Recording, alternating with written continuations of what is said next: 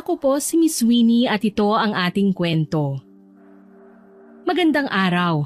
Tawagin niyo na lamang po ako sa pangalang Jonah, 43 anyos.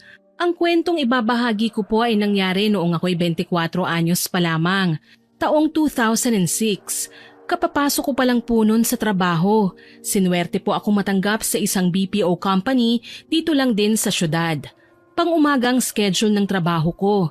Patay na ang aking tatay pero may nanay naman ako na kasalukuyang nasa probinsya. Nag-iisang anak lamang po ako, kaya todo kayod po ako para makapagbigay ng tulong pinansyal sa nanay ko sa amin. Hindi naman po kasi kami mayaman, simple lang ang buhay namin at nakakakain kami ng 3 beses isang araw.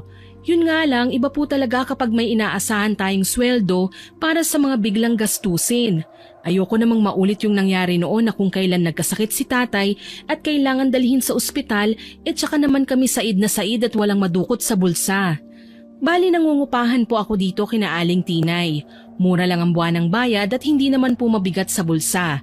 Masayang kausap at palabiro po ang apo niyang si Gary na simula pa lang ay panay na ang pagpapapansin sa akin. Ate, ang ganda mo. Sana kasing edad na lang tayo nang maligawan kita, no? Naku, tigil-tigilan mo ako dyan sa mga hirit mo Gary. Ikaw talaga, ang bata-bata mo pa kaya. Pag-aaral kaya munang atupagin mo bago ka mambabae. Hindi ba pwedeng ireserba ko na lang ang panliligaw ko sa'yo, ate? Huwag ka na muna magbo-boyfriend. Tigilan mo nga ako. Mamaya ipakasal kita sa tindera ng siopaw dun sa kanto Ate, ikaw lang kasi ang crush ko. Saka hindi ako mamamansin ng iba. Pangako. Naku, ewan ko sa'yo. Ang kulit mo Tigilan mo ko.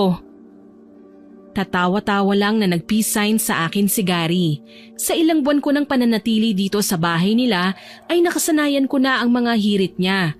Alam ko naman na binibiro lang niya ako dahil alam kong wala pa siyang balak na magka-girlfriend. Masipag na binata si Gary. Katuwang siya ng lola niya sa tindahan nila at karinderya na nasa silong lang din ang paupahan nila at scholar din siya sa isang universidad na hindi ko na lang papangalanan. Ang totoo po niyan, mas imbierna ako sa kapitbahay naming si Martin. Gwapo nga siya at artistahin, kaso lang hindi ko po gusto ang ugali niya, lalo na kapag sapilitan siyang dumadalaw sa akin. Bali manliligaw ko po ang lalaki at hinahayaan naman siya ni na Aling Tinay na dumalaw sa akin basta ba sumunod lang siya sa tamang oras ng pagdalaw at pag-uwi, kagaya ngayon. Jonah, iha, nasa labas si Martin! Ganun po ba, Aling Tinay? Hindi ho ba pwedeng sa susunod ko na lang siya kausapin? Ay iha, alam mo namang naliligo sa kakulitan niyang si Martin. Hindi yan uuwi hanggat hindi mo kinakausap. Ako nga, suko na sa kakulitan ng lalaking yan Sa bagay, baka po kapag nakita ni Gary si Martin, siya naman ang umaway doon. May punto ka dyan, iha. Kaya sige na, kausapin mo na siya. Mas mainam yung magpakita ka na lang kahit sandali, tapos gumawa ka na lang ng dahilan para hindi ka na niya guluhin pa. Sige po, Aling Tinay. Lumabas na nga ako ng kwarto pagkatapos kong kausapin si Aling Tinay. Natanaw ko kagad si Martin sa sala, prenting nakaupo sa sofa, naka-shorts at sando at amoy sigarilyo pa. Itsura pa lang mapaghahalata ang wala siyang galang. Okay na sana sa akin kahit wala siyang pinag-aralan pero sa pinapakita niyang barumbadong itsura, ako na mismo ang sumusuko at naiinis. Gigil ko siyang pinamaywangan na ikinalingon sa akin ng lalaki. Jonah, ikaw pala. Oo, ako nga. Ano bang kailangan mo? Heto, dinadalaw ka. Kumusta ka na? Buhay pa naman, salamat sa Diyos. Makapagsalita ka, para ka namang mamamatay na. Huwag ka namang ganyan. Mamahalin pa kita Mahalin mong mukha mo. Alam mo Martin, ito seryosong tanong to Magsabi ka nga ng totoo. Ilang beses na ba kitang binasted? 8 beses na. Kita mo yun? Hindi ko nakakalimutan, hindi ba? Gago ka nga. So babaste din kita ulit ngayon Ika-9 na beses na. At utang na loob, wag mo na akong babalikan pa. Busy ako Sinabi ko naman sa'yo na wala akong panahong makipagligawan, hindi ba? Bakit ba ang tigas ng ulo mo? Alam mo kasi, Jonah, naniniwala ako sa pangmatagalang pagtsatsaga Kung umabot man ng 20 beses mo akong mabasted, ayos lang. Ang mahalaga, Hinding-hindi ako susuko. Ipinaikot ko ang aking mata sabay sinamaan siya ng tingin. Kahit kailan wala akong aasahang matinong usapan kapag si Martin ang bisita ko. Ano bang mahihita ko sa kanya? Alam naman ng mga tao dito sa barangay namin na lulong siya sa pinagbabawal na gamot. Nitong huli lang, nakulong siya sa salang pagnanakaw. Tapos may nasaksak pa siyang tao sa kabilang kanto. Malakas ang loob niyang gumawa ng katarantaduhan dahil nga pulis ang tatay niya, na hindi ko naman pinapaboran dahil kinukonsinti ng tatay niya ang mali niyang gawain. Sa totoo lang, hindi naman ako talaga mapili sa lalaki. Ayoko lang sana ng adik at walang iniisip na future. Hindi kita mahal, Martin. Naiintindihan mo ba ako? Tsaka pwede lang, ito nang huli mong panliligaw sa akin. Abala kasi ako palagi eh. Ang sungit mo naman sa akin, Jonah. Sino bang pinagmamalaki mo? Ako? Bakit may angal ka, Martin? Gary? Ikaw? Jonah, ano to? Pinatulan mo ang bubwit na to, kapalit ko? Ate, sumakay ka na lang sa trip ko para tigilan ka na ng mokong na yan. Oo, bakit? Masama bang magkagusto sa mas bata sa akin? Oo, bakit siya? Nandito naman ako ah. Langya naman oh, marunong bang humalik yan? Balita ako hindi pa tuloy ang batang yan eh. Tumahimik ka nga, Martin. Sumusobra ka na. Ayaw nga niya sa'yo, hindi ba? Bakit ba ang kulit mo? Pwede ba umalis ka na? Huwag mo nang guguloy ng girlfriend ko. Bigla akong naasiwa ng akbayan ako ni Gary. Kagaya ni Martin, may itsura naman si Gary. Kaso lang hindi naman ako ganun kadesperada para patulan ng lalaking para ko ng nakababatang kapatid, Miss Winnie. Gayunpaman, nagpapasalamat ako na ginawa ni Gary ang bagay na yon, na nagpanggap siyang kasintahan ko. Para kasing natalo sa sugal si Martin sa itsura niya. Masahol pa sa minalas ng ilang beses. Napahinga ako ng maluwag nang magpaalam nang umalis si Martin. Natawa naman si Gary at nilayuan na ako sabay sa lampak ng upo sa sofa. Dahil hindi pa ako nakakapag-move on sa ginawa niya kanina, tatawa-tawa ko siyang binatukan. Loko ka! Aray te, ba't mo ako binatukan? Bakit mo ginawa yun? Alam mo namang basagulero yang si Martin. Paano kapag inabangan ka niya sa labas? Sa tingin mo te, uubra siya sa akin? Alam mo naman na taekwondo student ako. Saka hindi siya makakalapit sa akin dahil ubod ng yabang ang lalaking yun, no? Kahit na, alam ko naman kung anong kakayahan mo eh. Pero huwag kang makampante sa gagong yun. Hindi nga ako nagtitiwala sa mga ngisi niya eh. Palaging may laman, parang may masamang binabalak. Napakamot ng ulo niya si Gary. Tila ba ngayon lang niya napagtanto ang aking sinabi. Pero sa halip na matakot, nagkibit balikat lang siya. Alam ko naman na hindi pa rin masasaway talaga si Gary dahil kahit pagsabihan ko pa siya, gagawin niya pa rin ang gusto niya. Hayaan mo na yun te. Di bale, magpasalamat na lang tayo na naitaboy mo na siya sa buhay mo. Ayoko din na palagi nagpupunta si Martin dito sa atin. Baka kung ano na naman ang maisipan niyang gawin. Salamat ha, kay buti niyo sa akin. Tinuring niyo akong kapamilya. Ate, sinong may sabi sa'yo na libre ang ginawa ko? May bayad yun, no? Ano ka mo? Magkano naman, Aber? Hindi magkano, kundi ano. Ano naman? Yun adobo po ni Lola. Ayaw niya kasi kung pakuhanin kasi wala pa raw siyang kinikita dun. Kaya yun ang ililibre mo sa akin. Isang malaking tawa ang pinakawalan ng bibig ko dahil sa aking mga narinig. Sabi na nga ba kahit sa ganitong pagkakataon, maloko pa rin si Gary. Pero dahil niligtas niya ako kay Martin, sige kahit 3 order pa ng adobo ibibigay ko sa kanya. Nang mga sumunod na araw, napansin kong mailap sa akin si Martin sa tuwing napapadaan ako sa labas ng kalsada. Palagi siyang nakasiksik sa gilid ng tindahan. Tahimik lang at mukhang pinagmamasdan ng aking mga galaw. Wala naman akong kasing saya dahil sa wakas, hindi na niya ako ginugulo pa. Ganito pala ang pakiramdam ng walang asungot na palaging nakabuntot sa akin. Pero ang hindi ko alam, simula pa lang yun ang pagkakaroon ko ng takot na mabubuo pala sa ginawa kong pambabaliwala sa aking manliligaw. Nagtutupi ako ng mga sinampay ko ng hapong yun nang mapakunot ako ng aking noo. Kulang ang aking mga nilabhan. 3 sa aking mga panloob ay nawawala at napansin yun ni Aling Tinay. Jonah, iha, anong problema?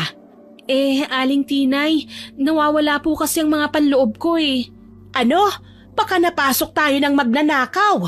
Hindi ko po alam kasi kaninang umaga kumpleto pa naman po ito eh. Wala naman po akong napansin na pumasok dito. Teka, tatanungin ko si Gary. Wag na po Aling Tinay. Nakakahiya naman po. Tsaka wala rin pong alam si Gary kasi kauuwi lang niya galing sa eskwela, hindi ba? Buong araw siya doon kaya malamang hindi niya rin alam kung may pumasok ba dito maliban sa atin. Ako lang naman po ang tenant nyo. Imposible din kasing mawala yun, iha.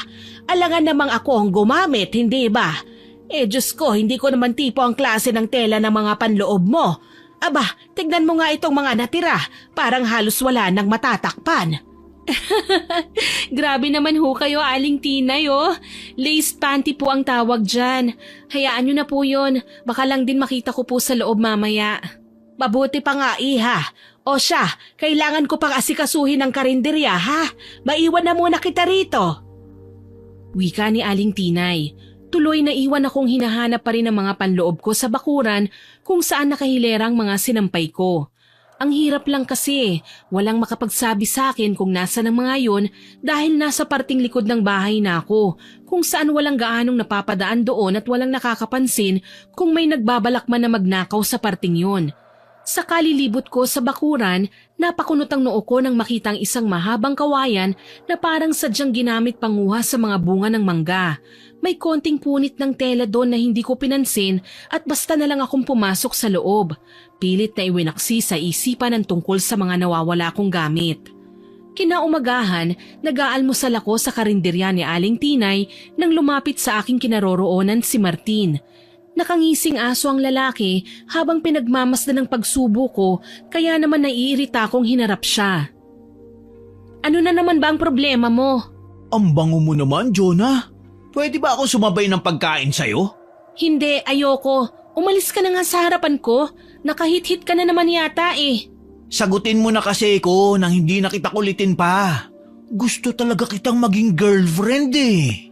Martin, ilang beses ko na bang dapat sabihin sa'yo na ayokong makita ang pagmumukha mo? Tsaka bakit ba ang tigas ng ulo mo? Binasted na kita. Hanggang ngayon ba kukulitin mo pa rin ako? Paano ba yan? Hindi kita magawang layuan eh. Lalo na't nasamyo ko na ang bango mo. Mahihirapan na akong lubayan ka. Walang iya ka. Ikaw ang nagnakaw ng mga panloob ko, no? Ang galing mo. Nahulaan mo kagad kung sino ang nanguha nun. Sa bagay, malalaman mo rin naman sa katagalan. Madamot ka kasi kaya pinili kitang gantihan sa hindi mo inaasahang paraan. Oo nga pala, ginamit ko yung panungkit ng mangga para kunin ng mga panloob mo. Hoy Martin, binibwisit mo na naman ba ang girlfriend ko? Para kang tanga, Gary. Huwag nyo na nga akong niloloko. Alam ko naman na hindi mo syota ang babaeng to eh. Ginagawa nyo lang yun para itaboy ako. Gago ka ba? Kasasagot niya lang sa akin, hindi ba? Huwag kang ang hibang. Akala nyo ba umalis na ako kagad nung pinalayas nyo ako sa bahay ninyo? Narinig ko kayo, uy. Ginagago nyo lang ako para tigilan ko si Jonah. Oy, ano ngayon? Sa ayaw ko sa'yo eh. Huwag na ngang matigas ang ulo mo. Alam mo Martin, kahit ikaw na lang ang nag-iisang lalaki sa mundo, hindi kita papatulan. Naiintindihan mo ba? Wala akong pakialam sa mga taong gaya mo. Dinedemonyo mo lang ang utak ko eh. Teka, huwag ka na muna umalis. Lubayan mo na ako pwede? Baka kung ano pang magawa ko sa'yo eh. Bastos! Galit ko pang sambit sa kanya tsaka nagmamadaling niligpit ang aking pinagkainan. Hindi pa talaga ako tapos kumain pero dahil sa ginawa ni Martin, nawalan na ako ng gana. Padabog ko siyang iniwan at nagtatakbo na ako papasok ng bahay. Simula noon medyo natatakot na ako kay Martin. Hindi na ako makampante sa tuwing nakikita ko siya. Para kasi siyang stalker. Sisilip-silip sa kwarto ko. Alam niya kapag dumudungaw ako sa bintana at tinitignan siya. Hindi kasi ako mapakali kaya kailangan kong silipin kung ano ang ginagawa niya. Nagbabakas sakali ako na madiskubre kung may masama ba siyang binabalak sa akin. Madalas ko siyang mapansin na nakatambay sa tindahan sa tapat ng inuupahan kong kwarto. Mag-isa at wala namang ginagawa. Tuloy halos mapraning ako sa tuwing naglalakad ako sa kalsada ng nag-iisa. Pakiwari ko, may mga matang nakasunod sa akin saan man ako magpunta. Madalas akong balisa na napapansin naman ni Gary sa tuwing nakakauwi ako ng ligtas sa bahay. Ate, Ayos ka lang ba? Oo naman, Gary. Bakit mo na itanong? Yung mukha mo kasi, parang nakakita ng multo. Naku, wag mo kong alalahanin. Hindi lang ako mapakali kasi parang may sumusunod sa akin kanina eh. Nagmadali na nga lang ako maglakad para makarating kagad dito sa bahay eh. Mag-iingat ka talaga ate. Alam mo bang may pag-aalaga lang rapist dito sa lugar natin? May ilan na nga siyang nabibiktima eh. Ang masaklap pa, pinapatay niya mga ito. Gago ka talaga. Tinatakot mo ba ako? Hindi no, pinaalalahanan lang kita. Ayoko mapahama ka ate. Naku, kung alam mo lang, kalunos-lunos ang sinapit ng huling biktima sa kamay ng killer rapist niya. Pagkatapos magpakasasa ng kriminal sa katawan ng biktima, dinurog pa niya ang ulo nito gamit lang ang bato. Mas lalo lang ako natakot sa sinabi ni Gary. Sa susunod na linggo pa naman, ililipat ako sa night shift. 6 to 6 pa naman ako sa opisina, kaya natatakot ako kapag aalis na ako ng ganung oras. Tuloy kinausap ko ang kapitbahay naming tricycle driver na siyang maghatid sundo sa akin sa oras ng trabaho at babayaran ko na lang siya sa tamang presyo. Isang araw, nainip na ako sa paghihintay sa maghahatid sa akin na tricycle driver dahil hindi pa rin siya dumarating. Nagtaka ako, usually maaga siya sa akin ng ilang minuto kaya napilitan akong mag-abang na lang ng ibang masasakyan sa kanto. Mabuti na lang may napara kagad ako. Saan po kayo ma'am? Sa highway lang po, Manong. Solo na lang po ako ha, yung walang kasabay. Malilate na po kasi ko eh. Walang problema. Umusad na rin ang tricycle matapos ang pakikipagnegosasyon ko sa driver. Naging abala na ako sa cellphone ko kaya nagulat ako nang sa muli kong paglingon sa kalsada, nasa talahiban kami. Gulat na napatingin ako sa nagmamaneho. Manong, bakit dito po tayo dumaan? Lilibot pa po tayo ha? Iniiwas ko lang kayo sa traffic ma'am. Alam ko pong rush hour ngayon, pero sa tagal ko na pong dumadaan dun sa may highway, wala naman pong malalang traffic eh. Babara lang saglit ang mga sasakyan sa kalsada pero luluwag din kagad. Balik na po tayo ron. Babayaran ko naman po tong tricycle kahit solo lang ako eh. Kaya kahit hindi na po kayo lumibot, sakto naman po ang bayad ko sa napag-usapan natin.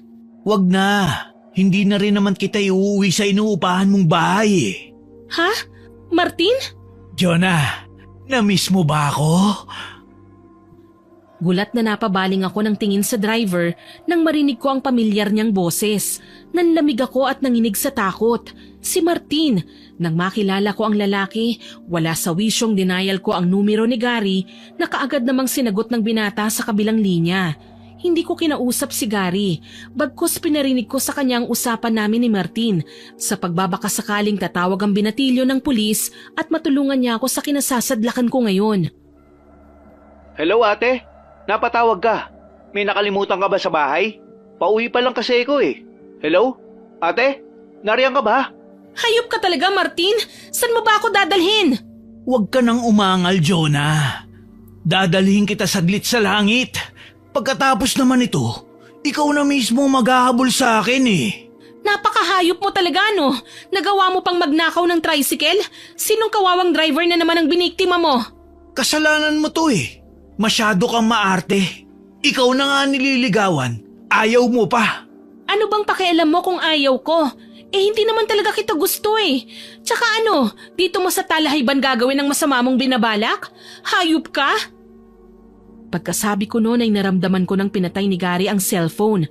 Malamang nagkukumahog na ngayon ang lalaki sa paghingi ng tulong. Kailangan ko lang libangin sa pakikipag-usap si Martin nang sa gayon mas tumagal pa ang paggawa niya ng masama sa akin. Nakahinto na ng mga sandaling yon ang tricycle sa talahiban. Kabisado ni Gary ang lugar na yon kaya mabilis niyang maituturo sa pulis kung nasan ako. Tanging dasal ko lang, sana naman bilisan nila. Hindi pa nakakababa sa may manibela si Martin kaya sinamantala ko ang pagkakataon. Agaran akong bumaba ng tricycle at walang habas akong tumakbo. Nanlalaki ang mga mata ni Martin na hinahabol ako. Sa nakakasindak niyang boses, sinambit pa niya ang pangalan ko. Jonah! Akala mo ba matatakasan mo ko? Planado ko na ang gagawin kong to. Sa lugar na ito na kita ililibing. Pero syempre, pagkatapos ko nang gawin sa iyo ang bagay na matagal ko nang gustong gawin. Hayop ka! Manyakis! Bastos! Kahit tawagin mo pa akong demonyo, Jonah, ayos lang. Ang mahalaga, mailalabas ko sa iyo ang init ng katawan ko. Mamamatay muna ako bago mo magawa yun! Huwag ka na kasing manlaban. Hindi ka na rin naman makakatakas sa akin eh. Walang iya ka talaga, kaya ayaw kitang sagutin kasi hayop ka eh! Tama ka. Nagiging hayop ako sa mga taong mapili at mapagmataas na kagaya mo. Ano bang pakialam mo kung mamimili ako ng magiging jowa ko? Eh ako din naman ang mahihirapan kapag nakipagsyota ako sa mga irresponsabling gagong kagaya mo. Mas lalong nanlisik ang mga mata ni Martin nang marinig ang mga sinabi ko. Nagulat pa nga ako kasi dapat malayo na ako sa kanya, kaso lang naabutan niya ako. Gayon na lang ang pagsisigaw ko nang hablutin niya ang buhok ko matapos niya akong abutan. Dala ng matinding sakit, napasunod ako sa kanya tsaka hinawakan ko rin ang buhok ko. Pinipigilan ko siyang hilahin yun. Bitiwan mo ang buhok ko! Hayop ka! Huwag ka nang manlaban. Wala na din naman makakatulong sa'yo dito eh. Saglit lang tayo. Gusto kong personal na mahawakan ang balat mo. Sawa na ako sa panloob mo lang ang nadidiligan ko eh. Manyakis! Sana mapunta ka sa impyerno! Walang iya ka! Dali na, huwag ka nang magmatigas. Ano, gusto mo pa yatang isaksak ko to sa'yo eh. May kutsilyo ka? Ano ba sa tingin mo? Gagawa ako ng krimen na hindi ako handa? Bitiwan mo ko! Magpakamatay ka kung gusto mo! Huwag mo akong idadamay! Aray! Bakit mo ako sinipa? Nanlilisik ang mga mata na tinapunan ko siya ng tingin. Marahas ko namang sinipa ang hinaharap niya kaya sigurado kong durog na yun ngayon. Umatras ako habang iika-ika naman siyang humakbang. Wala na akong pakialam kung hindi man ako makapasok ngayon. Ang mahalaga, makalayo ako sa hayop na ito. Unti-unti akong nakaramdam ng takot nang makitang madilim na. Madalang na lang din ang mga dumaraang tao doon sa ganoong oras. Kung may mga bukas man na establishments, yun ay ang bar at ang convenience store na ilang metro pang layo mula sa kinaroroonan ko. Ang kailangan ko lang, makalayo ako sa talahiban. Mas delikado kasi ko dito. Mabuti na lang, may natatanaw akong bangketa at doon nagtago. Tiniis ko ang amoy ng imbornal at basurang nakakalat doon. Ang mahalaga makaligtas ako. Halos umiyak ako sa pagmamakaawa sa taong grasang naroon sa pakiusap na wag akong ituturo sa kung sino mang humahabol sa akin. Maya-maya pa, dumating si Martin. Nilapitan niya ang taong grasa. Hoy buwang, nasaan ang babaeng kausap mo kanina? Huwag mo na siya itago. Eto, bibigyan kita ng candy. Panginoon, sana naman po wag akong ituro ng taong grasa. Takot na ako. Hindi ko na kayang tumakbo. Piping dasal ko habang nakatingin kina Martin. Palingon-lingon ng taong grasa sa lalaki at sa paligid. Tinanggap niya ang iniabot nitong candy at maya-maya pa itinuro ang kinaroroonan ko. Tila tinakasan ako ng kaluluwa nang malademonyo na namang humalakhak si Martin at nilingon ang kinaroroonan ko. Lihim akong napamura. Hindi talaga maaasahan ang mga taong grasa kahit kailan. Wala akong choice kundi ang lumabas sa aking pinagtataguan at tumakbo. Kaso lang sa pagkakataong ito, naabutan na ako ni Martin. Akala mo yata matatakasan mo ako, ha? Hayop ka talaga, Martin! Pagbabayaran mo ang ginawa mo sa akin! Bitiwan mo ko! Pagbabayaran? Wala pa nga akong ginagawa sa'yo, Jonah. Kumalma ka lang. Titignan natin kung virgin ka pa ba. Walang iya ka! Lapastangan! Isang malakas na sampalang iginawad ko sa kanya na ikinadilim ng kanyang paningin. Sinuntok niya ako sa tiyan na ikinahabol ng aking paghinga. Hindi ako kagad nakapanlaban nang ihiga niya ako sa kalsada at doon na hiniklas ang suot kong blouse. Napasigaw ako ng pati ang suot kong palday na ililis niya. Sa isang iglap, nakikita na ni Martin ang aking kahubdan. Martin! Wag! Mabilis lang to, Jonah. Ikaw kasi, ang tapang-tapang mo. Wala ka namang binatbat sa akin. Ayoko sa'yo, hayop ka! Pagbabayaran mo ang kababuyan mo! Huwag ka nang umangal. Teka lang, pakagat naman sa labi mo. Impit akong napatili nang dumantay na ang magaspang niyang kamay sa dibdib ko. Nang maibaling ko ang tingin sa baliw na taong grasang nasa gilid namin, gusto kong masuka nang makitang nagsasarili na siya. Unang pagkakataon na nakakita ko ng ganung eksena. Sobrang bastos at walang respeto. Sa bagay, ano ba naman ang aasahan ko sa isang baliw na taong grasa? Hindi ko nga lang alam kung dapat ko bang ipagpasalamat ang nangyari pagkatapos noon. Hindi kasi nakontento ang taong grasa sa pagsasarili at dumampot na ng may kalakihang bato. Pinukpok niya sa ulo si Martin na ikinatirik kagad ng mga mata ng lalaki. Kaagad siyang nawalan ng malay at bumagsak sa tabi ko kaya nabuhayan ako ng loob. Babango na sana ako nang ang taong grasa naman ang dumagan sa akin kaya gayon na lang ang pagsigaw ko. Sa labis na pagkadesperada, dinampot ko ang dugo ang bato na pinukpok niya kay Martin at siya namang pinalo ko noon sa ulo. Nangisay lang ang taong grasa at saka bumagsak din sa paanan ni Martin. Dito na ako nanginginig na umiyak at niyakap ang sarili. Muntik na akong mapahamak. Sa puntong yon, siya namang pagdating ni Gary kasama ang mga pulis. Mas lalong lumakas ang iyak ko nang natataranta niyang hinubad ang suot niyang jacket at binalot sa akin. Ate Jonah, ayos ka lang ba? Ano ba nangyari? Gary, muntik na akong mag-ahasa. Pasensya na kung natagalan ako. Kailangan ko pa kasi magtawag muna ng pulis. Nung dumating naman kami sa Talahiban, wala na kayo dun. Pero naiwan ang tricycle at mga gamit mo. Nakatakbo kasi ako dito. Kung bakit wala man lang napadaang tao dito kanina eh. Parang sinadya naman ang pagkakahabol sa akin ni Martin. Tahan na ate. Pinauwi na tayo ni Lola. Doon na lang po natin pag-usapan ang nangyari. Kanina pa siya nag-aalala sa'yo eh. Hindi ko talaga makakalimutan ang nangyari. Akala ko magtatagumpay na si Martin sa masama niyang binabalak. Hanggat nandito ko ate, hindi mangyayari yun. Halika na. Tahan na. Huwag mo nang iyakan ang mga taong yan. May paglalagyan sila. Hindi na nga ako nakapagsalita ng alalayan ako ni Gary. Bago kami umuwi, nagpunta muna kami sa presinto para magbigay ng statement. Dinampot ng mga pulis si Martin at kinuha naman ng mga social worker ang baliw na taong grasa sa bangketa.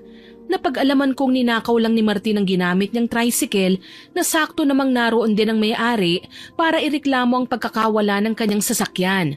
Nakulong si Martin at hindi pa alam ng tatay niyang pulis ang nangyari sa kanya dahil off-duty ang lalaki ng mga sandaling yun. Dasal ko, wag na talagang makalaya pa ang gagong si Martin.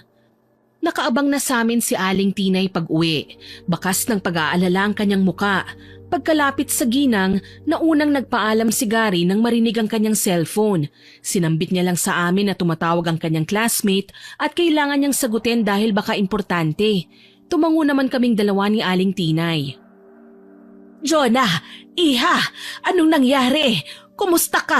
Wala bang masakit sa'yo? Naitawag ni Gary ang nangyari. Mabuti at hindi ka sinaktan ng Martin na yon. Hindi naman po, Aling Tinay. Pumalpak po ang plano niya. Pero hindi ko pa rin po maiwasang matakot. Para siyang demonyo kanina habang hinahabol ako. Parang gusto niya akong lamunin. Tama na, iha. Huwag ka nang umiyak. Ang mabuti pa pumasok tayo. Halika, may pagkain pa sa karinderya. Yun ang ihapunan natin. Salamat po, Aling Tinay. Akala ko lang talaga mamamatay na ako. Buti na lang pinukpok siya ng taong grasa sa ulo niya. Nakakainis lang kasi muntikan na rin ako maghahasa ng pulubi na yun. Buti na lang nagawa ko pang manlaban at dumating na rin naman si Gary. Yan talagang isa sa mga kinatatakutan ko na sa panahon ngayon, ang mga masasamang loob. Hay nako, masahol pa sila sa aswang sa dami ng lahi nila. Akala ko pa naman matatakot sila sa mga tao tuwing umaga. Hindi ko akalaing wala na silang pinipiling oras nang bibiktima na. Abay maaga pa ang 6:00. Kilala niyo naman po ang gagong Martin na yun, hindi ba? Walang pinipiling oras. Sa bagay, tama ka naman. Hindi bale, ligtas ka na. Sa susunod mag-iingat ka na talaga ha. Huwag ka nang basta magtitiwala. Hindi naman po talaga ako dapat sasakay sa tricycle na yun eh. Kaso lang po hindi dumating ang kinontrata kong maghahatid sundo sa akin. Ay oo, huli na siyang nagtungo rito. Ang sabi naflatan raw ang gulong ng tricycle niya kaya natagalan siyang ipaayos yun sa talyer. Aba may siraulo raw na bumutas ng gulong, tinadtad ng matalim na bagay eh. Sigurado po ako, si Martin po ang may gawa nun. Inamin nga niya sa akin na siya raw ang nagnakaw ng mga panloob ko eh. Diyos mio, mahalay din pala talaga ang taong yan. Ipakiusap mo kay Hepe na wag nang pakakawalan ng lalaking yun. Baka siya ang sinasabi ng apo ko na gumagalang rapist dito sa barangay natin. Dahil sa aking mga nalaman, mas lalo akong natakot kay Martin. Kung nagawa niya ang bagay na nagbigay ng kasindak-sindak na karanasan sa akin kanina, malamang kaya din niyang gumawa ng mas higit pa ron. Kaya kailangan ko talagang mag-ingat at maging alerto. Mula ng araw na yun, maaga nang dumarating ang sundong maghahatid sa akin sa trabaho. Hindi na pumapalya yung kapitbahay namin dahil binibigyan ko na siya ng pang-maintenance ng kanyang tricycle. Hindi na rin ako ginulupa ni Martin dahil balita ko, hindi na kinonsinti ni Hepe ang pakiusap ng tatay nito na ilabas siya sa presinto. Matibay kasi ang ebidensya ko laban kay Martin, lalo na't nagawa pang i-record ni Gary nang tumawag ako sa kanya ang pakikipag-usap ko kay Martin. Kahit papano naging payapa ang loob ko. Nagagawa ko ng kumilos nang hindi kailangan bantayan ng likod ko. Tsaka lang ako nakapag-focus sa ibang alalahanin. Dito ko naman natuklasan ang mga bagay na hindi ko akalaing tataglayin pala ni Aling Tinay. Nagising ako isang gabi dahil sa alinsangan ng panahon. Day off ko naman kaya pwede pa akong bumalik sa pagtulog. Bumangon ako para maghanap ng karton na gagawin kong pamaypay nang mapansin kong amoy insenso sa labas ng aking kwarto. Sa takot na baka kung ano na yon, lumabas ako. Namataan ko si Aling Tinay na nakaluhod at may hawak na pausok. Mukhang doon nang gagaling ang amoy ng insenso. Anong ginagawa ni Aling Tinay? Bakit siya nagpapausok? Hindi naman siya pare. Bakit nagdarasal siya sa mga lengguaheng hindi ko maintindihan? Napasiksik ako sa may pinto nang marinig ang papalapit na boses ni Gary. Mukhang masayang lalaki dahil bakas ang pananabik sa boses nito nang magsalita at kausapin ang kanyang lola. Lola, naayos ko na po. Bukas ng gabi, darating na ang inaasahan nating bisita. Talaga ba, Apo? Abay mabuti naman kung ganon. Magagawa na natin ang mga kailangan para naman lumuwag na ang buhay natin. Ang kwarto niya, naihanda na po ba? Oo, iho. Naihanda ko na. Huwag kang mag-alala. At kahit sa umaga, hindi siya maaabala. Salamat naman po kung ganun. Mas lalong nangunot ang aking noo sa mga narinig. May paparating na bisita sina Aling Tinay? Sa bagay, may kalakihan naman ang bahay nila at alam kong may 3 bakanting kwarto pa sila bukod sa ginagamit ko at nilang maglola. Pero sino kaya ang inaasahan nila? Kung sino man siya, sana makasundo ko rin at makakaanak lang siya ni Aling Tinay. Nakakahiya naman kasi na ako na nga ang nangungupahan, ako pang pakikisamahan. Hindi ko na rin sila ginambala pa at baka ang pagpapausok na yun ay para lang itaboy ang mga lamok na kung minsan dumadagsa kapag natutulog na kami. Kinaumagahan, binati ko si Gary. Halata sa kanyang pagkapuyat pero lumawak pa rin ang ngiti niya sa akin. Magandang umaga, Gary. Mas maganda ka pa sa umaga, ate. Hay nako, nambola ka na naman. Masaya lang ako, ate, na wala nang gumagambala sa'yo. Ang sweet mo naman. Salamat ha. Ikaw, ilang beses mo na ako nililigtas mula kay Martin. Ang laki na ng utang ko sa'yo. Wala yun, ate. Basta kapag may favor ako sa'yo, hindi mo ako tatanggihan, ha? Oo naman. Kahit ano pa yan, gagawin ko rin para sa'yo. Pangako? Ang kulit mo din no? Tumawa lang si Gary at bumanat na naman ang kanyang nakagawi ang biro sa akin. Magaan po ang loob ko sa kanya, Miss Winnie. Tila ba siya ang katuparan ng pagnanais kong magkaroon ng kapatid. Hindi ko na rin nagawang itanong sa kanila kung sino ang kanilang bisita. Naging abala na kasi ko ng mga sumunod na araw. Ang alam ko lang, nagising ulit ako isang umaga na nagambala sa ungulan na nasa hindi ko matiyak na silid sa loob ng bahay. Bumangon kasi ko at inisa-isa ang mga alam kong bakanting kwarto. Pero wala akong nakitang tao. Parang wala namang bisita sina Aling Tinay. Si Gary din parang wala lang. Pero sigurado ko nasa loob ng bahay ang mga ungol. Hindi ko maiwasang mag-isip ng marumi. Baka nagdala ng babae si Gary at tinatago lang niya sa lola niya. O baka naman may ginagawang milagro. Sumakit talaga ang ulo ko sa kaiisip kung sino ang misteryosong bisita ng maglola. Kulang ako sa tulog dahil nag-shift na ako sa panggabi. Ina-adjust pa ng katawan ko ang oras para kahit papaano hindi ako manghina. Bumabawi ako ng pag-idlip sa umaga kahit hindi ako sanay. Pero yung ungol, hindi talaga mawala sa isip ko Kung ano man yun, hindi ko na dapat pang ipagpabukas. Nagdesisyon akong kausapin si Aling Tinay. Aling Tinay, sino po ba yung bisita nyo? Naririnig ko kasi siya dito sa loob ng bahay Hindi ko naman po alam kung saan banda ang kwarto niya. Kung hindi nyo po mamasamain, may iba pa po ba kayong kwarto bukod sa pinapaupahan nyo? Ah, iha, baka naman guni-guni mo lang yon. Aba, sino naman ang magrerenta ng mga kwarto namin? Matumal tayo sa tenants ngayon. Karamihan sa taga-probinsya, mas pinipili yung buong bahay na rerentahan kesa sa kwarto lang. Pero may naririnig po kasi ko Gusto ko lang makasiguro. Siyempre naman po mas magandang i-welcome ang mga bagong tenants para kahit papano, ma-feel at home naman po sila. Wala tayong bagong tenants, iha. Ikaw lang ang nag-iisang umuupa sa kwarto dito sa bahay. Tsaka kilala mo naman si Gary. Hindi maingay na bata yon. Kapag nasa kwarto niya, abala siya sa pag-aaral. Ano ba kasi ang narinig mo? Ungol po Hindi ko po alam kung tunog yun ng nasasaktan o tunog yun ng may binebembang. Alam nyo na. Pasensya na po kayo sa sinabi ko ha. Hindi lang po kasi ako makatulog Ah, ganun ba? Nako iha, pasensya ka na. Hindi tao ang naririnig mo. Yung bagong panganak na pusa ko. Pinuwesto ko siya sa likod bahay kasi alam ko kapag sa kusina ako nilagay, magnanakaw lang ng ulam yung nanay na pusa. Pusa lang po? Sigurado po ba kayo? Oo naman. Diyos ko, akala ko naman kung anong ungol yung sinasabi mo Hindi bale, ililipat ko na lang siya sa ibang lugar para hindi ka na maabala sa pagtulog. Ayos lang ba?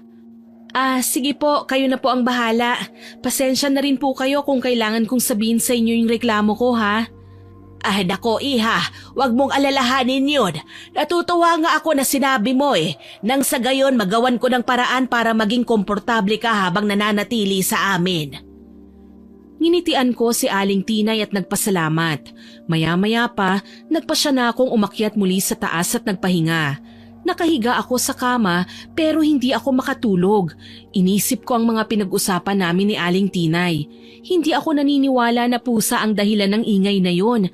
Tao talaga kasi ang narinig ko Kinagabihan ay naghanda na naman ako para pumasok sa trabaho. Magalang akong nagpaalam kay Aling Tinay na ginantihan naman niya ako ng mainit na kaway. Sakay na ako ng tricycle na kinontrata ko nang mapadaan kami sa tindahan ng mga kandila sa kalapit na simbahan. Isang pamilyar na bulto ang nakita kong lumabas doon at may bitbit na isang supot na itim na kandila. Si Gary. Nagtataka man, hindi ko na siya nagawang tawagin pa. Malapit na kasi kung bumaba nun At saka wala na rin akong ekstrang oras para magtagal pa sa labas. Ano kaya ang gagawin ni Gary sa mga kandila? Tsaka bakit itim? Sa pagkakaalam ko, mga mambabarang lang ang gumagamit ng mga yun. Naging abala na rin ako sa trabaho pagdating ko sa building. Hindi ko na namalayan ang pagtakbo ng oras hanggang sa tuluyan ng magliwanag. Iinat-inat ako na tumayo sabay dampot sa aking bag. Sinulyapan ko ang suot kong relo. Eksaktong 6:00 na ng umaga. Oras na para umuwi. Walang tao sa bahay nang dumating ako. Sarado ang karinderya. Mukhang hindi nagluto si Aling Tinay. Hindi na ako nagtaka. Minsan kasi, umaalis talaga ang ginang pero bumabalik naman kinahapunan. Papasok na lang ako sa aking kwarto nang marinig ang bulungan sa hindi ko matiyak kung saang parte ng bahay. Boses ni Gary at Aling Tinay. May sumasabay na ungol at pagmamakaawa sa kanila. Isang pamilyar pero hindi ko tiyak kung kaninong boses. Dahil dito, pinili kong makinig. Ang lakas din naman ng loob mong magmakaawa, no? Pagkatapos ng ginawa mo sa kanya, may gana ka pang makiusap. Tama! Ang dapat na ginagawa sa malilibog na lalaking katulad mo, pinuputulan ng hinaharap! Wag! Pakiusap! Hindi na ako uulit! Huwag niyo lang ako sasaktan! Hindi ko naman siya ginustong gawa ng masama eh! Nainsulto lang ako sa pambabaliwala niya! Kay bait niyang babae tapos aabusuhin mo lang. Tarantado ka rin ano? Hindi ka namin mapapatawad. Mga hayop kayo! Ikinulong niyo ako rito! Hindi niyo na sana ako pinyansahan sa presinto! Hinahanap na ako ng tatay ko! Wala akong pakialam. Hindi lahat ng tao pwede mong apihin at takutin. Gago ka! Sige na, Apo. Ako na ang bahala rito. Pumasok ka na sa eskwela. Sige Paula, mag-iingat po kayo. Hindi uubra sa akin ang lalaking ito. Hindi ko alam kung ano ang mararamdaman ko ng mga sandaling yon. Malinaw na may kasama kaming iba sa bahay na itinatago sa akin nila Gary at Aling Tinay. Lalaki. Pero sino? Tsaka bakit sa tono ng pananalita nila parang ang laki ng galit nila sa kanilang bisita? Ang ikinairita ko pa, saang parte ng bahay ba sila naroon? Naririnig ko ang boses nila pero hindi ko naman sila mahanap. Nagulat na lang ako nang basta na lang lumabas mula sa kusina si Gary. Gary? Saan ka galing? Nandiyan ka na pala ate. Kanina ka pa ba riyan? Kadarating ko lang eh. May narinig kasi kong ingay eh. Kaya sinubukan ko sanang tignan kaso ikaw lang pala. Sino bang kasama mo? May kausap ka eh, narinig ko. Si Aling Tinay, nasaan? Ako lang naman mag-isa dito ate ah. Ikaw nananaginip ka yata eh. Wala si Lola, umalis. May pinuntahang kaibigan. Mamayang tanghali, uuwi din yun. Pero Gary, may narinig talaga akong ingay eh. Hindi ako pwedeng magkamali. Ate, guni-guni mo lang yun. Ang mabuti pa, mag-almusal ka muna bago ka matulog. Para naman hindi kung ano-ano iniisip mo. Pati ako natatakot sa'yo eh. Siya nga pala, nakita kita kahapon sa may simbahan ah. Ang dami mong binili sa tindahan ng kandila. Anong gagawin mo sa mga yun? Kahapon? Sigurado ka ate? Tatawagin nga sana kita eh, kaso late na ako eh. Yung mga nakita mong kandila, pinapabili lang sa akin ni Lola. Ihahanda lang kung sakaling mag-brownout. Saka huwag ka na mag-isip ng kung ano-ano. Pati ako natatakot sa'yo eh. Naramdaman kong inililihis ni Gary ang usapan. Pilit pa niyang pinasasaya ang aura niya kahit alam ko naman sa reaksyon ng mukha niya na nananggaling siya sa pagkagalit. Bigla ding umusbong ang pagdududa ko sa maglola. Lalo na't alam ko naman na nariyan lang si Aling Tinay pero itinatanggi pa siya ni Gary. Bakit? Anong dahilan? Inalala ko ang mga unang araw ko sa bahay nila. Kung kukwentahin ko, mag-aanim na buwan pa lang ako rito. Kailan lang naman nang matanggap ako sa trabaho. Hindi ko na rin masusing pinili ang tirahan ko kasi ang habol ko lang naman talaga ay mabait na landlady at malapit sa pinagtatrabahuhan ko. Ayoko namang matulog sa quarters na paggamit sa amin ng kumpanya dahil balita ko may multo raw na nagpapakita doon. Sa dami ng mga iniisip ko, pinili ko na munang ikampante ang kalooban ko at natulog. Nagising ako bandang tanghali at mabagal na bumangon. Parang mabibiyak ang ulo ko noon sa sakit, pero tiniis ko na lang para makakain ng pananghalian. Nararamdaman ko na kasi ang pagkalam ng sikmura ko eh. Nagpunta ako sa baba, diretso sa karinderya at naabutan si Aling Tinay na nagdi-display na ng ilang lutong ulam. Oh, nariyan ka na pala, iha. Halika na, may luto na akong ulam. Pasensya ka na ha, wala ako kanina dito sa bahay. Umalis ako eh. Nagpang-abot ba naman kayo ng apo ko?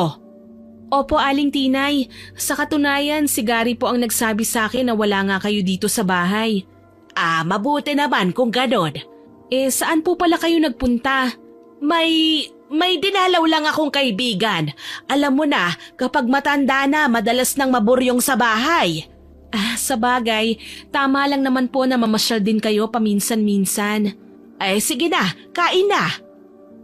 Hindi na lamang ako nagsalita pa pero hindi ko talaga makakalimutan ang kakaibang mga nangyari sa bahay ng araw na yon. Hindi lang ako makahanap ng tiyempo para mag-imbestiga dahil abala ko sa trabaho. Hanggang sa isang araw, nakasalubong ko ang tatay ni Martin. Sabi niya dahil daw sa akin umalis ang anak niya nang walang paalam. Nang makalaya ang binata sa kulungan, hindi na nagpakita pa si Martin sa kanya. Naguguluhan naman ako sa mga paratang niya. Wala kasi talaga akong kinalaman sa mga nangyari. Matagal na akong walang koneksyon kay Martin. Simula pa nung ikulong siya sa tangkang panggagahasa sa akin.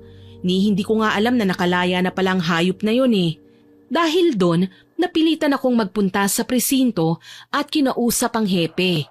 Ayon sa kanya, may nagpiyansa raw kay Martin at ilang araw nang nakauwi. Nang tanungin ko naman kung sino ang tumulong sa kanya, iling lang ang sinagot ng hepe. Hindi raw niya pwedeng sabihin sa akin. Wala akong nagawa kundi ang umuwi na lamang. Hindi mapakaling kinuwento ko kay Aling Tinay ang mga nadiskubre ko nang makarating ako sa bahay. Aling Tinay, may ibabalita po ako sa inyo. Iha, bakit ka natataranta? Ano bang sasabihin mo? Kumalma ka nga muna. Kinakabahan ako sa'yo eh. Saan ka ba galing at lukot na lukot yung mukha mo? Alam niyo po bang nakalaya na pala si Martin? Hindi ko man lang alam. Talaga ba? Sino naman ang nagsabi sa'yo, Iha? Ang tatay po ni Martin. Tapos, kinumpirma rin ni Hepe na totoo ang natanggap kong balita. Nang magpunta kasi ako sa kulungan, wala na po ang hayop na si Martin doon eh. Ako pang sinisi ng tatay niya. Sabi po ng matanda, kasalanan ko raw kung bakit hindi na umuwi ang anak niya. Bakit naman naging kasalanan mo? Ang anak niya ang gumawa ng katarantaduhan. Kung sana dinisiplina niya ang anak niya, hindi na tayo magkakagulo ng ganito. Bakit? Ikaw bang lumapit sa lalaking yon? Ikaw bang lumante? Nako, wag mo nang pag-aksayahan ng panahon ng lalaking yon.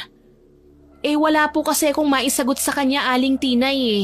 Kung alam ko lang na nakapagpiyansa na pala ang hayop na yon, di sana nagreklamo na ako. Wag mo na kasing pasakitin pa ang ulo mo sa lalaking yon. Karma na ang maniningil sa kanya. Malay natin sa pagkawala niya ngayon, parte na ng parusa dahil sa ginawa niya sa'yo. Lihim na naitaas ko ang aking kilay sa mga sinabi ni Aling Tinay. Parang may laman ang narinig kong pahayag niya. Muli na namang sumagi sa aking isipan ang tungkol sa naririnig kong kung anong ingay sa tuwing matutulog ako sa umaga. Ang mga ungol, ang pagdarasal ni Aling Tinay, mga lingwaheng hindi ko maintindihan kung anong klase. Mga katagang nagpapasakit sa aking ulo sa tuwing pilit kong iniintindi. Nakapagpasya tuloy ako, kailangan ko silang matyagan. Kinabahan kasi ko habang inaalala ang boses ng kung sinong taong kausap nila. Kaboses ni Martin. Medyo paus na nga eh. Nagpaalam muna ako sa kanila na papasok na ako sa aking kwarto. Mauna na po ako sa inyo ha, Aling Tinay. Wala naman po akong pasok bukas eh, para makabawi po ako sa pagtulog. Sige, Iha. At ako naman ay magliligpit na ng mga gamit sa karinderya. Bala ko ring matulog ng maaga eh. Good night, ate. Matulog ka na mahimbing ha. Sana mapanaginipan mo ako. Hayan ka na naman. Kung ano na naman ang mga pinagsasasabi mo dyan. Ate, baka lang naman makalusot. Crush pa rin kita, no? Ay, ewan ko sa'yo. Ang harot mo ang bata-bata mo pa ha. Naku, mamaya niyan may mabuntis ka sa school nyo, lagot ka sa lola mo. Loyal ako sa'yo, ate. Sabihin mo lang na hinihintay mo ko. Talagang bibilisan ko ang pagbibinata para sa'yo. Ang ganda-ganda ko ba talaga, ha? Sobra, ate. Kaya nakahanda akong isakripisyo ang lahat para sa'yo. Hindi ako nakapagsalita sa kanyang tinuran. Ang alam ko lang, may nais ipahiwatig sa akin ng binata na hindi ko kagad naiintindihan. Ipinagpatuloy ko na nga lang ang balak kong pagmamatsyag sa kanila. Dahil sa kusina ko naman nakita si Gary na lumabas, ay sa ilalim ng mesa ako nagtago pagkatapos maghapunan. Hindi nila ako makikita kagad dahil mahaba ang mantel na tumatabing sa mesa. Bandang 8:00 ng gabi nang makita kong pumasok ang maglola sa kusina. Diretso sa dingding na ngayon ko lang nalamang pintuan pala, papunta sa isang nakatagong silid. Tama nga ang hinala ko, may tinatago sa akin sina Aling Tinay at Gary. Ano na, Gary, apo? Nakita mo na bang pumasok si Jonah sa kwarto niya? Nagpaalam sa akin kanina yon na mauuna ng matulog eh. Sigurado po akong pumasok na si Jonah, Lola. Kung ganon, halika na. Nang makausap naman natin muli si Martin. Nananabik na akong makita ang ating laruan, iho. Opo, Lola. Papasok na po tayo. Kumpirmadong may binibisita sa lugar na yon ng maglola, Miss Winnie. Kaya naman hinintay kong makapasok na muna silang dalawa para ako naman ang pupuslit sa lugar na yon. Kinakabahan ako sa ginagawa nila. Hindi lang basta bisita ang nasa loob ng kwarto. Malinaw na mukhang partiyo ng kalokohang ginagawa nila Aling Tinay dahil nang pumasok ang dalawa sa kwarto ay may napansin akong hawak na supot na kandila. Nang mawala sila sa aking paningin, ako naman ang pumasok sa nasabing silid. May hagdanan pala doon pababa sa isang basement. Kinakabahan man, pilit kong nilakasan ang aking loob. Kailangan kong malaman kung ano ba talaga ang kanilang sikreto. Nang tumambad sa akin ang isang kama, natutup ko na kagad ang bibig ko. Malayo pa lang pero nalalanghap ko na ang masangsang na amoy ng nana na pinaghalong dugo. Mabaho na parang nabubulok at halos masuka ko sa tuwing pinipilit kong sumagap ng hangin. Nakita ko ang maglola. Naupo sa dalawang nakahandang monoblock chair, nakaharap naman ang lalaking nasa kama. Si Martin. Parang awa nyo na, Gary! Pakawalan nyo na ako! Hindi ko na talaga kaya! Mamamatay ako dito! Bakit naman namin gagawin yun? Nandito ka na nga, hindi ba? Huwag mo nang aksayin na makita pa ang labas dahil kahit kailan, hindi ka na makakaalis sa lugar na to. Hinahanap na ako ng tatay ko. Hindi ko naman sasabihin sa kanya ang ginawa niyo sa akin eh. Sige na, maawa ka na. Kung hindi mo sana pinakialaman ng babaeng mahal ko, di sana malaya ka pang gumagala-gala sa labas ngayon. Ilang beses na ba kitang binalaang ungas ka? Ayaw mo makinig sa akin eh. Talagang matigas ang ulo mo at ang tingin mo sa akin, lampang walang pakinabang. O di napaya ka ngayon. Sa'yo na si Jonah. Tutal hindi naman niya ako gusto eh. Hayaan mo na ako pakiusap. Gusto ko pang mabuhay. Martin, wag mo nang pagsisihan ng mga bagay na matagal mo nang ginawa. Hindi naman mangyayari yon kung hindi mo kagustuhan eh. Tsaka sa dami ng babae dito sa barangay natin, ang gusto pa talaga ni Gary ang pinakialaman mo. Alam mo bang siya ang magiging asawa ng apo ko? Walang pwedeng kumanti sa magiging asawa ng mambabarang. Gulat at takot ang aking naramdaman nang marinig ang mga sinabi nila Aling Tinay at Gary. Mga mambabarang sila. Yun ang pagkakaintindi ko. At gusto ko ng apo niya, kaya nila nagawang ikulong dito si Martin. Nanginginig na umatras ako at mabilisang umalis sa silid na yon. Hindi ko kayang tagalan ang nakita kong anyo ni Martin. Namamaga ang nalalanta at naaagnas niyang magkabilang hita. Inuuod at may namumuunang nana. Maputla at halos hindi na siya makagalaw. Namayat ng husto at nangangalumata. Kahit pinagtangkaan ako ni Martin, ni sa hinagap hindi ko inaasahang mangyayari ito sa kanya. Takot ako sa binata, pero hindi ko itatanggi. Mas natakot ako kina Gary at Aling Tinay. May katauhan silang tinatago mula sa akin. Yon ang hindi ko kayang tagalan. Umalis ako at nagmamadaling nilayuan ang silid na yon. Kaso lang, may nasagi ako na lumikha ng ingay sa aking kinaroroonan. Kasabay ng malakas na pagsasalita ni Aling Tinay sa mabagsik na boses. Tuloy kaagad akong nagtago sa naglalakihang kahon. Naramdaman ko ang paglapit ng dalawa doon. Todo panalangin ako na sana hindi nila ako makita. Hinihingal naman na hinanap ako ng maglola. Ano yon? Baka daga lang, Lola. Hindi, may narinig akong paghinga ng isang babae. Hindi naman siguro si Jonah ang pumasok dito. Hindi niya po alam na may kwarto dito, Lola. Alam mo na ayaw ko sa mga usisera. Kahit mahal mo pa si Jonah, kahit siya pa ang gusto mong mapangasawa, hindi siya makakalusot sa parusa ko. Oras na malaman kong natuntun niya ang kinaroroonan ni Martin. Tumalikod na si Aling Tinay pagkatapos niyang sabihin yon. Yumuko naman si Gary, para bang hindi siya natutuwa sa mga nangyayari. Gayunpaman, umalis siya at bumalik sa kinaroroonan ni Martin. Hindi ko alam kung ano ang ginagawa niya, pero naririnig kong umuungol ang lalaki na para bang pinarurusahan. Nanginginig na nagkulong ako sa aking kwarto. Nandidiri ako ng sobra, lalo na't hindi ko naman inakalang sa kulob at paikot-ikot na hangin na silid na yon ay hinihigop bugalang nila ang mabaho at malansang hangin para makahinga. Maya-maya pa, napatalon ako sa gulat nang makarinig ng sunod-sunod na katok sa pinto. Kabadong binuksan ko ito at tumambad sa akin ang mukha ni Gary na abot hanggang tenga ang ngiti. Pinilit kong baguhin ang aking reaksyon. Si Gary naman, mula sa makulit at maingay na aura, naging seryoso at mapanganib. Kagaya ng itsura niya kaninang pumasok sila ni Aling Tinay sa loob ng kwartong yun sa basement. Gary, anong kailangan mo? Hindi ka pa pala natutulog, ate. Bakit pawisan ka? Saan ka nang galing? Anong klaseng tanong yan? Di malamang nandito lang ako sa loob. Bakit ba? Anong nakita mo? Gary, linawin mo nga yung sinasabi mo. Ano sabi ang nakita mo? Nakita saan? Naaamoy kong nagsisinungaling ka, Jonah. Nang marinig ang seryoso at mababang tono ni Gary, hindi ko na maiwasan ang pagkakabasag ng aking boses. Hindi na niya ako tinawag na ate. Nanginginig na naluha ako at hinarap na si Gary. Tutal naman alam na niyang nagsisinungaling ako, bakit kailangan ko pang panindigan? Bakit niyo ikinulong si Martin sa kwartong yon, Gary? Ang tagal kong iniisip kung paano siya nakalabas ng kulungan, kung sino ang nagpiyansa sa kanya, pero kayo palang maglola? Bakit? Anong motibo niyo? Alam mo naman kung anong ginagawa sa'yo ng tarantadong lalaking yun, hindi ba? Sabihin mo nga sa akin, Gary. Ano ba kayo ng lola mo? Anong klaseng mga nilalang kayo? Hindi kami basta mga walang kwentang tao lang, Jonah. Mambabarang kami. Hindi ko man lang napansin nung una.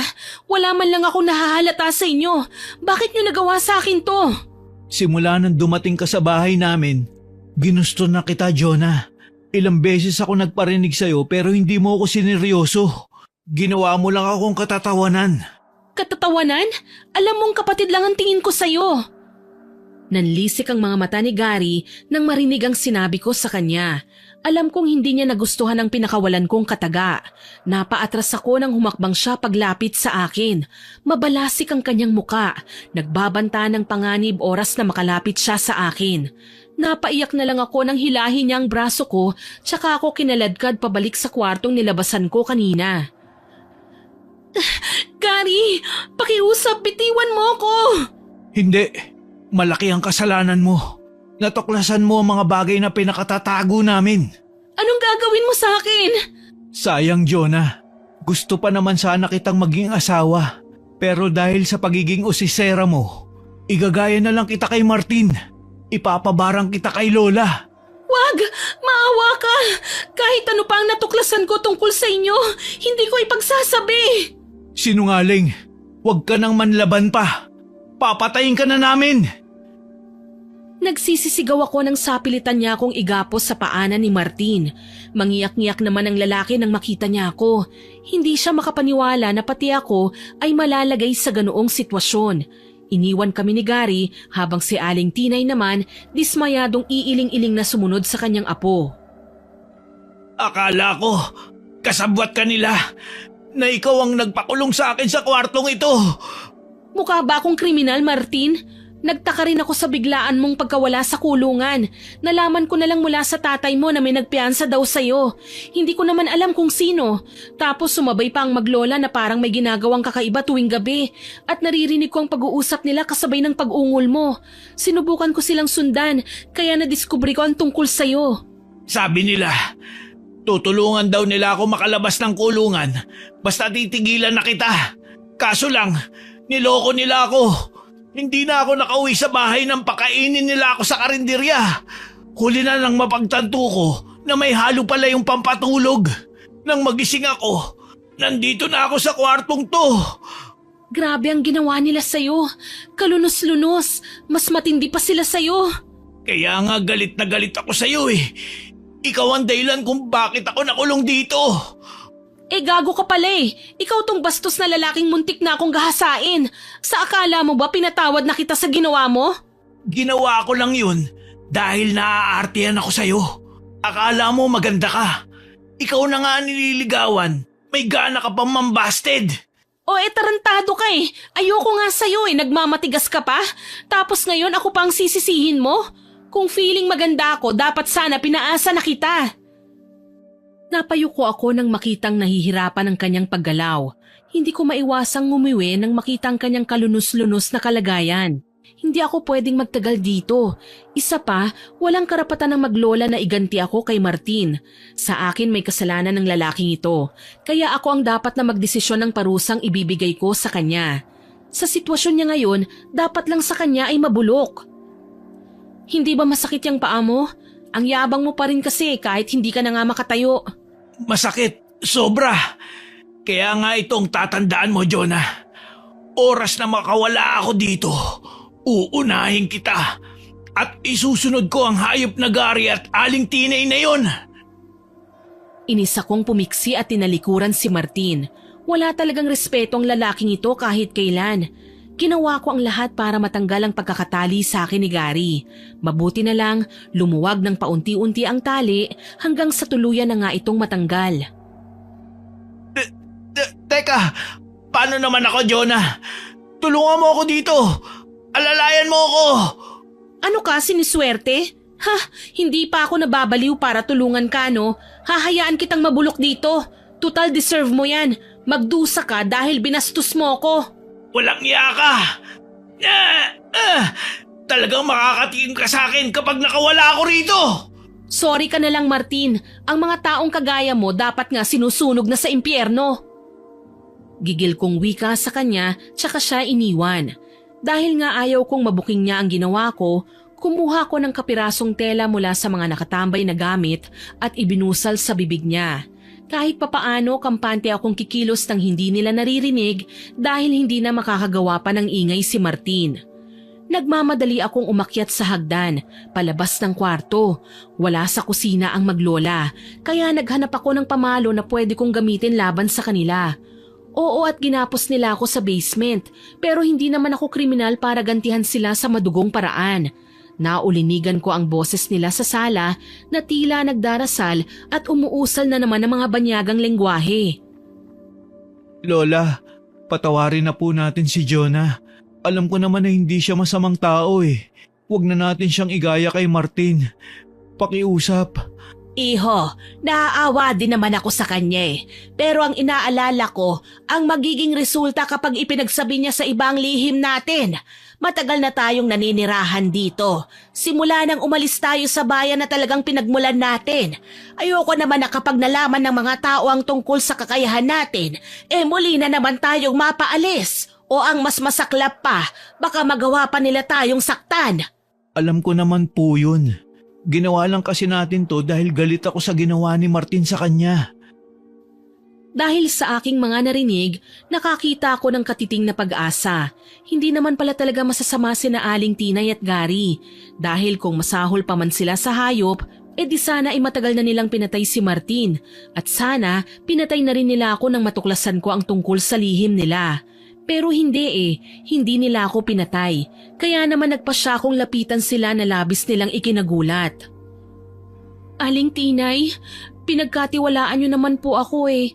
Pangako, hindi ko po ipagsasabi kahit kanino ang mga nalaman ko. Paano ka nakawala sa pagkakatali mo?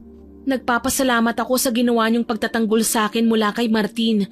Maniwala kayo, natutuwa po ako sa ginawa ninyo. Pero ayokong ilantad niyo ang sarili niyo o kahit ang kakayahan niyo para lang sa akin.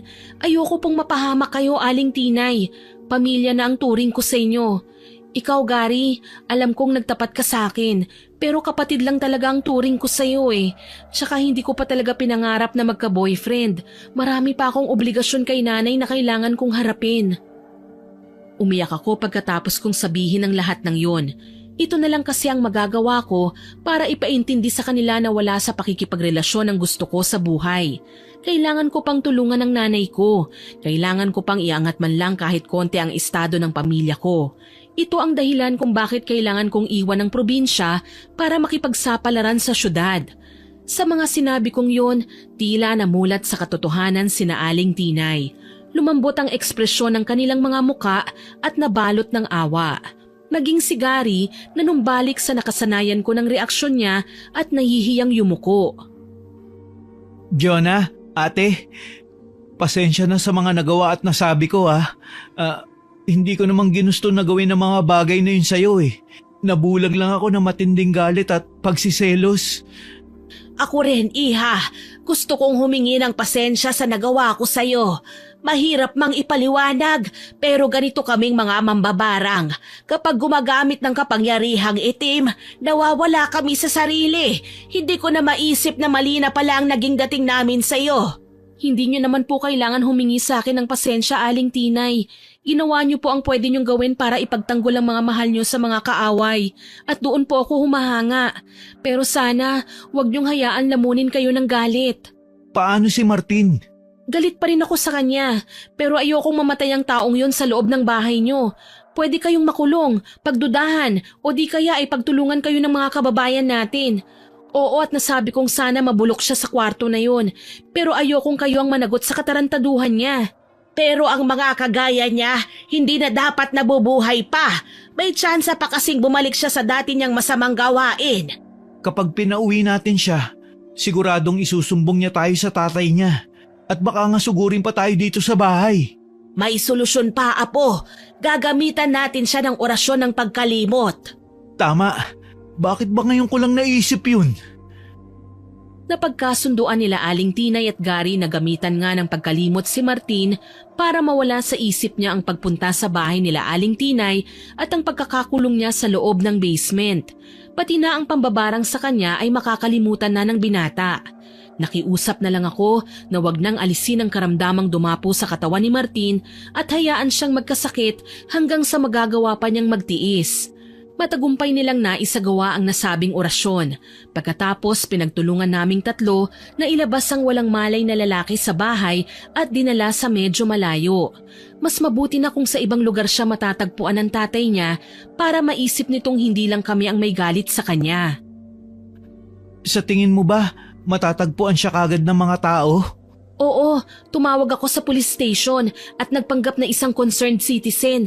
Alam kong pupuntahan siya kagad ng mga alagad ng batas sa lugar na sinabi ko sa kanila. Mabuti naman kung ganon. May isa pa nga po akong inaalala na muntikan ko nang makalimutan, Aling Tinay. Ano yun, Iha? Paano po ang hepe? Hindi ba sinabi niyo kayo ang nagpiyansa kay Martin para makalabas? Paano kapag pinangalanan niya kayo? Kami nga ang nagpiansa sa kanya, Iha. Pero hindi kami ang nakipag-usap sa hepe. May ibang kakilala kaming inutusan na kagaya mo, mapagkakatiwalaan din namin. Kung ganun, ligtas na po tayo. Ngiti lang ang iginanti sa akin ni Aling Tinay. Nagkibit balikat naman si Gary na animo okay lang talaga sa kanya ang pakiusap ko na manatili siyang itinuturing kong kapatid. Makalipas ang ilang araw, nabalitaan naming nakauwi na si Martin. Isinakay siya sa ambulansya. Nakasimangot pa rin ang tatay niya nang makita niya kami, pero wala na akong pakialam pa ron. Sa kalunos-lunos niyang kalagayan, nakaganti na rin ako. Ni walang masabing kahit na ano si Martin nang tanungin siya ng kanyang ama at ng mga kasamahan nitong pulis kung ano ba talaga ang nangyari sa kanya. Hindi nila alam na binarang siya ng maglolang may malasakit sa akin, na minsan mang nilamon ng kasamaan ay natauhan naman at piniling ayusin ang buhay nila. Pinagbutihan ko pa ang pagtatrabaho hanggang sa mapromote ako sa opisina. Mula sa simpleng call center agent, tumaas ng tumaas ang posisyon ko, kasama na rin doon ang sweldo ko. Nang makabili ako ng sariling townhouse, nagdesisyon na akong magpaalam kina Aling Tinay at Gary. Maraming salamat po sa lahat ng tulong niyo sa akin, ha, Aling Tinay. Nakakalungkot man, Iha. Wala naman kaming magagawa kundi ang payagan ka. Pangarap mong makabili ng sariling bahay na maiangat mo ang pamilya mo sa kahirapan. Ngayon abot kamay mo na ang pangarap mo. Dahil po yun sa inyo, Aling Tinay. O Gary, ikaw, pakabait ka ha? Huwag muna kayong mag-aasawa ng syota mo. Tulungan mo muna ang lola mo. Opo naman ate. Pangako, pagbubutihan ko na ang pag-aaral.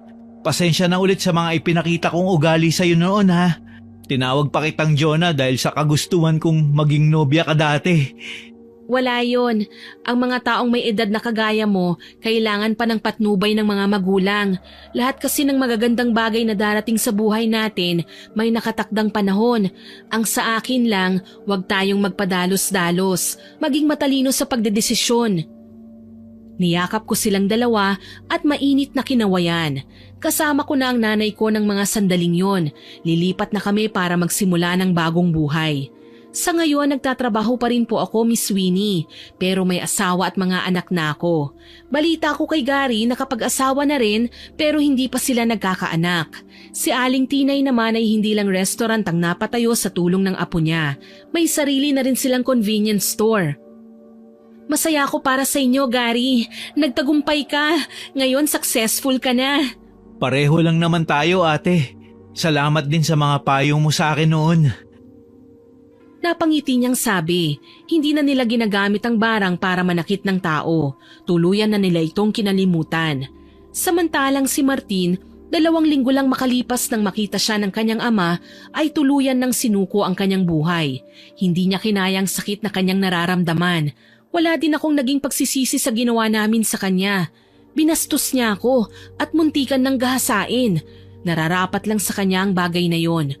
Masaya na ako sa buhay ko ngayon, Miss Winnie. Naging mahirap man sa una pero kalaunan, naging matagumpay na rin ako. Sana po ay kapulutan nyo ng aral ang aking kwentong karanasan. Hanggang dito na lamang po. More power po sa inyong channel at God bless. Sana po ay nagustuhan nyo ang aking ibinahaging kwento. Pero bago ko po tapusin ito, hindi ito makukumpleto nang walang shoutout sa mga masusugid nating listeners.